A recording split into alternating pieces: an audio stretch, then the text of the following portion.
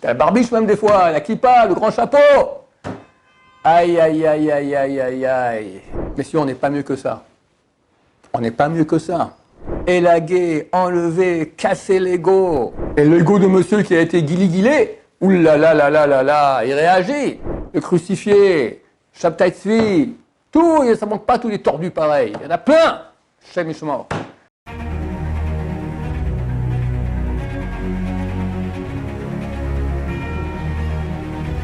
Ce jour dédié pour l'élévation de l'âme de Laure Shirley Batester de Chane Bracha de mémoire bénie. La question de notre cher ami. La question est simple. Pourquoi il y a des gens qui sont des grands chachamim, même on connaît l'histoire du Kohen Gadol, les Sadducéens, les Béthuséens, qui pourtant sont partis dans la Kfira, donc dans l'hérésie.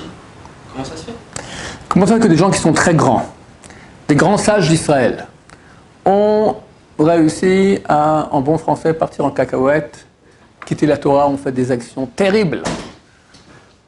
Korach était le second. Moshe, Aaron, le troisième peuple d'Israël, c'est Korach. Il a Ruach HaKodesh. Il voit le futur. Il voit que descendent de lui 24 gardes de Kohanim qui ont Ruach HaKodesh. Il voit que sort de lui Shmuel. Shmuel qui était comparable à Moshe, Aaron, les deux réunis. Yerovam ben Navat. Yerovam ben Navat, c'était à l'époque du fils de Shlomo. Le roi Salomon est décédé et son fils Rechavam devient le roi d'Israël. Il était trop dur avec le peuple, alors Yerovam ben Navat a dit « Ok, c'est bon, bye bye, on va faire notre royaume à nous ». Il a fait un royaume au nord du royaume de Juda, le royaume d'Israël. Il y avait un problème, c'est que les gens allaient venir aux 3 fêtes de pèlerinage, allaient venir à Jérusalem au temple. Et le temple, ce n'était pas dans sa région à lui. De plus, au temple ne peut s'asseoir qu'un roi descendant du roi David. Donc le fils de Salomon, Rechavam, et pas lui. Tout le monde va voir que lui reste debout et l'autre il s'assied. En bon français, ça la fout mal, d'accord? Qu'est-ce qu'il a fait? Il a mis des flics sur toutes les routes interdisant le passage au temple. Il a créé un autre temple lui-même au nord du pays avec un veau d'or, d'accord? Les sages d'Israël ont dit que Yerovam ben Navat, il était grand Torah, que tous les sages d'Israël par rapport à lui étaient comme la pelure de l'ail, rien. Et Dieu lui a dit, faites chouva, et moi et toi, on va se promener ensemble dans le paradis. T'imagines? Non. Toi, moi, toi et le fils de Ishaël, le roi David, on va se promener ensemble dans le paradis. Il y a quelque chose de plus grand qu'on peut avoir. Tu te balades au paradis pour l'infini avec Dieu et le roi David. C'est phénoménal. Ce tordu, qu'est-ce qu'il a dit? Mi-Baroche, qui est à la tête? Moi ou le fils de Ishaï, le roi David? Dieu lui a dit, moi, toi et roi David, donc c'est après. Il veut l'entendre, un peu de cavote, qu'on lui tartine, non, c'est toi, t'es beau, t'es grand, t'es le meilleur. Dieu a dit, ok, tu seras en deuxième position. Le roi David est après toi. Il dit, c'est comme ça, je veux pas. Je vais raconter cette histoire-là. Je la répète ici. J'ai fait un acte éducatif il y a 17 ans environ, avec, non, moins 15 ans, à ma petite fille. J'ai beaucoup d'enfants, ma toute dernière, à Shabbat. Elle a environ 3 ans. Et je lui ai dit, écoute, viens, je te donne, il y a 2 solutions. Soit je donne un bonbon à toi et 2 bonbons à ta sœur plus grande, ou rien à personne. Qu'est-ce que tu préfères? Je n'ai même pas fini la phrase. Même pas fini, rien. Comment accepter que l'autre est plus que moi? Mais tu n'auras rien non plus, je m'en fous. Je préfère rien avoir que supporter que l'autre est plus que moi. Alors ça, c'est une petite fille de 3 ans. Parce que nous, on est meilleurs. Caïn et Hevel. Caïn, il amène n'importe quoi comme sacrifice à Dieu. Hevel amène le meilleur de son troupeau. Dieu reçoit le sacrifice de Hevel, pas de Caïn. Caïn, il dit, en bon français de nouveau, c'est beaucoup de choses en bon français aujourd'hui, pourquoi lui et pas moi? Pourquoi lui et pas moi? Qui d'entre nous n'a pas ça en lui profondément? Profondément. C'est l'ego. C'est l'ego. C'est l'ego de Korach, c'est l'ego de Caïn, c'est l'ego du crucifié, c'est l'ego de Shabtai, le faux messie, c'est l'ego de tous les grands tordus qui étaient des grands, pas des petits, des grands. Mais ils n'ont pas étudié du moussard, en tout cas pas suffisamment, comme on ose parler nous. Ce sont vraiment des grands, d'accord? C'est quoi le moussard? Le moussard, c'est apprendre à changer le mauvais caractère que nous avons. Jean-Jacques Rousseau, ce pauvre type, il disait que l'homme naît bien, naît, N-A-I-T, d'accord? Et c'est la société qui le gâte. La Torah dit exactement le contraire. Qui est lève à Adam Raminourav, le corps, le penchant du corps de l'homme est mauvais dès sa jeunesse. Naourav, dès qu'il sort du ventre de sa mère. Mauvais, tu regardes un petit bébé. Alors, heureusement que Dieu l'a fait mignon, quand il a écrit le Ben Ishraï, sinon, moi, je ne jetterais par la fenêtre, d'accord? Alors, il est mignon, d'accord? Mais c'est que de l'ego. C'est que l'envie, tu le vois manger. Maintenant, j'ai une petite fille qui est née là, dernièrement. Alors, elle tient dans sa bouche, déjà, elle tient dans l'assiette la suite, que ça ne lui manque pas, d'accord? Si on ne fait pas ce qu'elle veut, ça met à pleurer. Moi, je. Je raconte une autre histoire de mes petits-enfants. Une fois, ma femme revient d'un quartier où j'ai là-bas mes enfants qui habitent, d'accord? Elle avait 2 petits-enfants dans la voiture. Une petite fille, un petit garçon, des cousins, du même âge. Ils ne savaient pas encore parler. Ils savaient 2-3 mots parler comme ça en hébreu, rien du tout. Un dit Annie, moi je. L'autre répond Lo, non, Annie, non, moi je. L'autre répond Lo, Annie, toute la route. Moi je, non, moi je. Moi je, non, moi je. Mais si on n'est pas mieux que ça. On n'est pas mieux que ça. On n'est pas, faut pas croire. Alors là, on est bien, la cravate, machin, t'es un pote, d'accord, t'es quelqu'un de bien. T'as la barbiche même des fois, la kippa, le grand chapeau. Aïe, aïe, aïe, aïe, aïe, aïe, aïe. Aïe, aïe, aïe, aïe, aïe. Combien de travail il faut faire? Combien de travail? Élaguer, enlever, casser l'ego. Ça, c'est le moussard. Étude quotidienne obligatoire. Sans ça, no chance. T'as aucune chance. Il est beaucoup trop fort. Et que fait le moussard? Il va pas te guérir. Ou au moins, il va faire que tu te rends compte que tu es malade. Et quand se réveille chez toi l'ego avec une jalousie, un envie de kavod, combien c'est dur? Combien c'est dur? On est à table, on raconte des histoires. Puis toi, tu as quelque chose à raconter sur toi-même, une belle histoire. Rien, c'est pas ne pas raconter l'histoire. C'est pas important. Mais quand même, tu as pris le micro quelques minutes. Quel travail! L'ego veut s'exprimer, je suis là. Travailler sur soi et comprendre. Je vous dis, on ne pourra pas guérir, parce que l'ego, c'est un Everest, d'accord? Mais au moins, on va l'empêcher de s'exprimer trop et un peu limiter. Ça s'appelle le moussard, l'étude du moussard, que tous ces grands-là, vraisemblablement, n'ont pas fait suffisamment. Parce que, après tout ce que je dis, c'est simple. Tu vois bien, c'est ton ego qui t'a pris de travers. Dieu te propose, viens, on va se balader toi à moi. Ben Ishraï, qui en premier? Non, je ne veux pas. Ce n'est pas une blague. Comprenez que chacun de nous, il peut avoir ça. Quand tu es jaloux de quelqu'un, tu préfères rien avoir pour ce que lui, il est. Comprenez que ce n'est pas une fiction. Quand c'est Rothschild ou Rockefeller ou je ne sais pas moi, Bill Gates qui a de l'argent, bon, ok, ça va. Mais quand c'est ton collègue, ton ami, le type qui est dans le même métier que toi, et lui, il réussit et toi pas. Chazal, on dit, chaque personne a la haine et la jalousie de la personne qui a la même profession. Tu es dans le même business, automatiquement, tu es en compétition. Il y avait en Amérique, il y avait 2 boîtes religieuses qui faisaient de la tchouva, qui s'occupaient de faire tchouva aux gens. C'est dans la même rue. Il paraît qu'ils avaient une haine entre les deux, une concurrence, des bagarres phénoménales. Je ne comprends pas, c'est quoi le but de la manœuvre? Tu veux aider Am Israël, tu veux aider Dieu? Alors laisse-le réussir. Où est le problème? Le rabbin Yonah, il dit, c'est un truc qu'il faut savoir, parce que ça nous aide très souvent, quand tu vois quelqu'un qui est jaloux, lui, dans sa Torah. C'est marqué, il y a un verset terrible. Oive Hashem ichlou, les ennemis de Dieu disparaîtront. C'est qui les ennemis de Dieu? Quand tu vois quelqu'un réussir mieux que toi en Torah, et tu es jaloux, tu ne veux pas qu'il réussisse. Tu es un ennemi de Dieu. Les ennemis de Dieu disparaîtront, sont éliminés. Tu comprends ce que ça veut dire? Tu es jaloux de quelqu'un qui sert Dieu, mais tu devrais applaudir. Baruch Hashem, on est tous, on travaille ensemble. Mais l'ego, alors, il faut comprendre, c'est plus fin que cela. C'est pas nous. Nous, on aime Hachem, nous, on veut que tout le monde réussisse. C'est une partie animale qui est en nous, Nefesh Behemit. Il y a en nous plusieurs parties, des parties très hautes, très saintes, qui veulent la vérité que la vérité. Il y en a qui sont basses, animales, jalouses, mesquines, agressives, tout le mal. Chacun de nous a ça. Et ces parties-là, basses de l'âme, elles montent dans notre esprit et nous font penser des trucs tordus. S'il n'y a pas l'étude de Moussard, alors on prend au sérieux.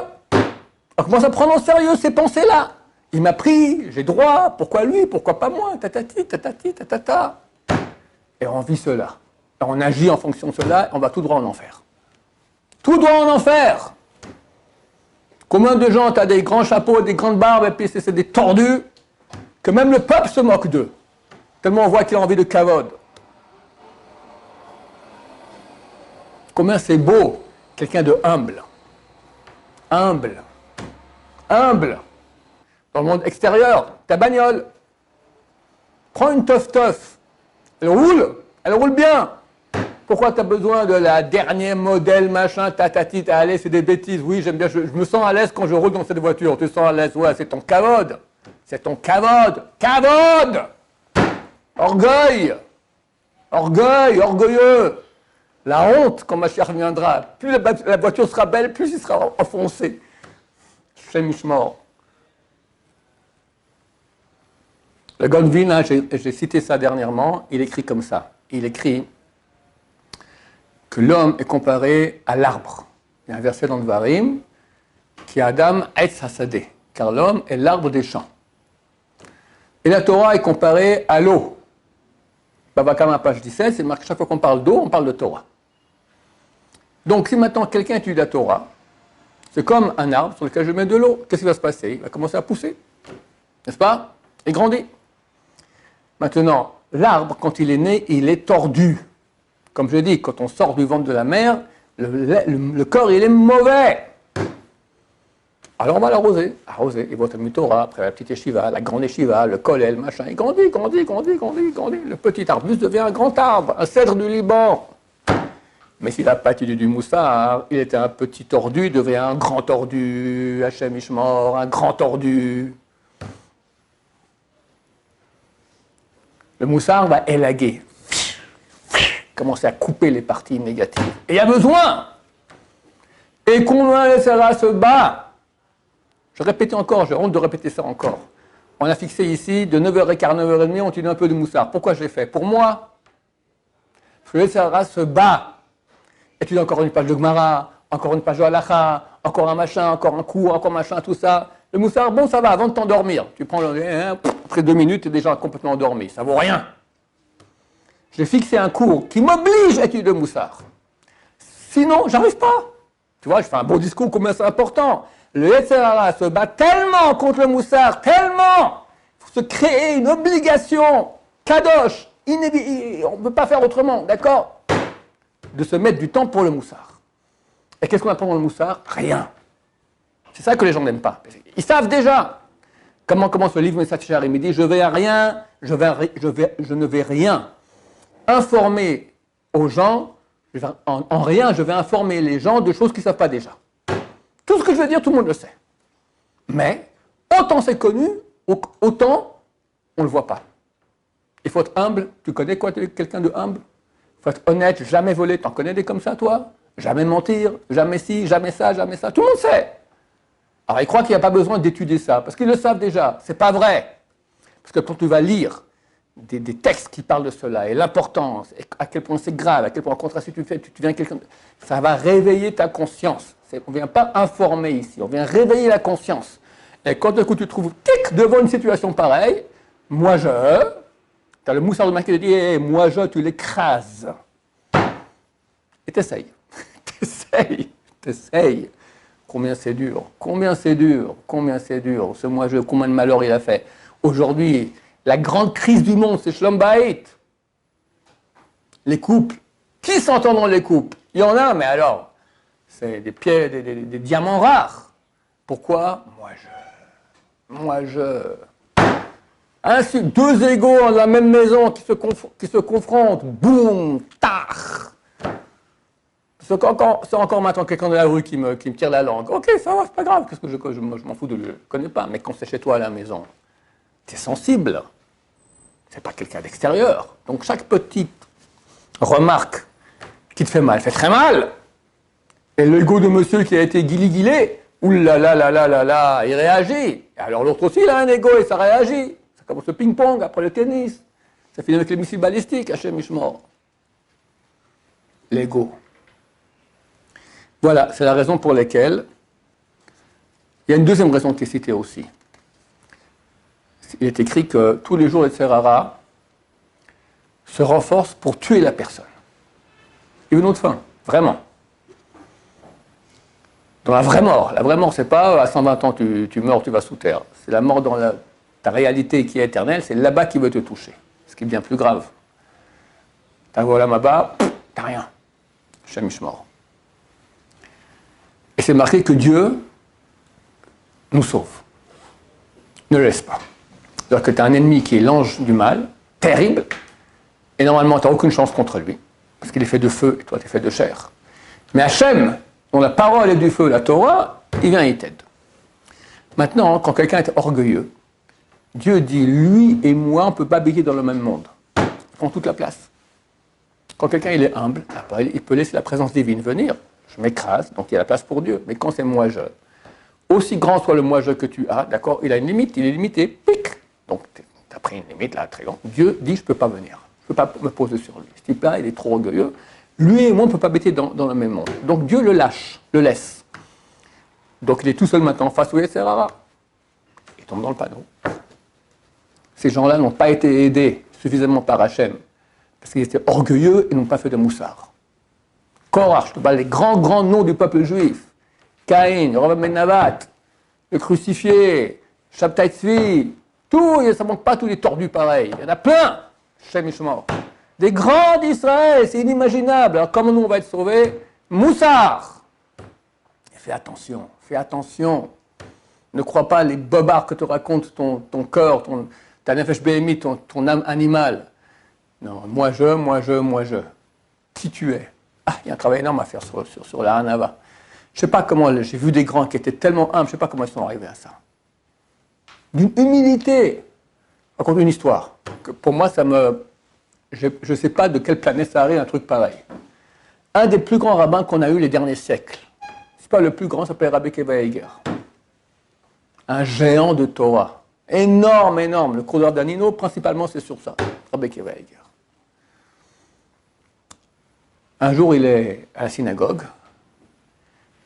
Je crois qu'il était invité dans une autre ville. Et là-bas, il y avait là-bas un autre grand rabbin.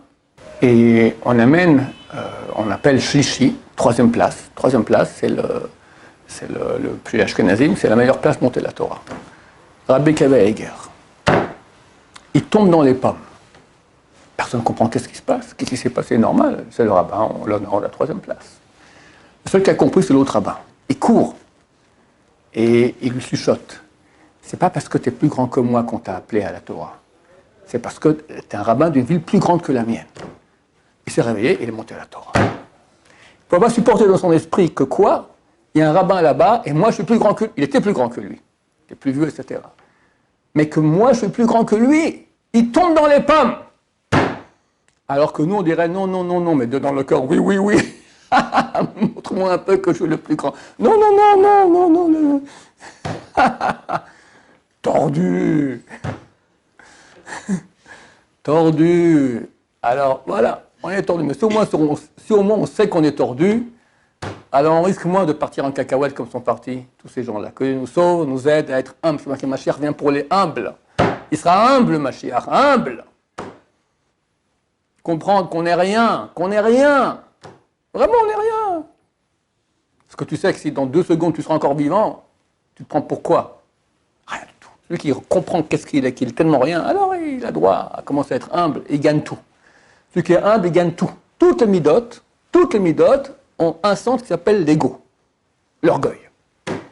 Si tu acquiers l'humilité, tu arranges toutes tes midotes. La colère, l'envie, la paresse, tout ça dépend de la hanava.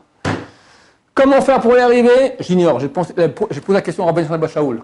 Comment on fait pour devenir humble? Il m'a dit, je ne peux pas parler d'une chose que je ne connais pas. Bon exemple d'humilité.